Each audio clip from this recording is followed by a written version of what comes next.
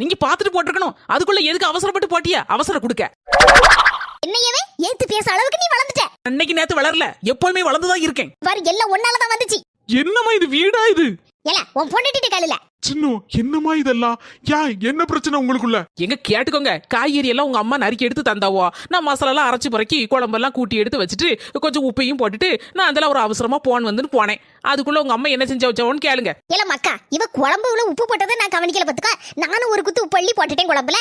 இப்ப என்ன செய்யண்டா? 2 பேருக்கு அடிபிடிச்சண்டை. 2 பேரும் சேர்ந்து ஒரே குழம்பா வச்சா இப்படிதான் பிரச்சனை வரும். சரி என்ன செய்ய, குழம்புல கொஞ்சம் தண்ணியை ஊறி ஊத்துது, அட்ஜஸ்ட் பண்ணி சாப்பிடுங்க இன்னைக்கு. என்ன நீ அட்ஜஸ்ட் பண்ணி சாப்பிடுவியா? சரி இதை போய் எப்படி சாப்பிட முடியும்? ஹோட்டல்ல போய் சாப்பிடுவோம், வேற வழி. நார்மலா நல்ல ஐடியா கொடுத்த. சண்டை போடுற மாதிரி சண்டை போட்டு எப்படியோ என் மாவன்ட்ட சமாளிச்சிட்டோம். இல்லன்னா உப்பு கூடுனதுக்கு இன்னைக்கு சண்டைக்கு வந்து கோவப்பட்டிருப்பான். தேங்க்ஸ் அண்ணி, இன்னைக்கு உங்களால ஹோட்டல்ல போய் நல்ல சூப்பர் சாப்பாடு சாப்பிட போறோம்.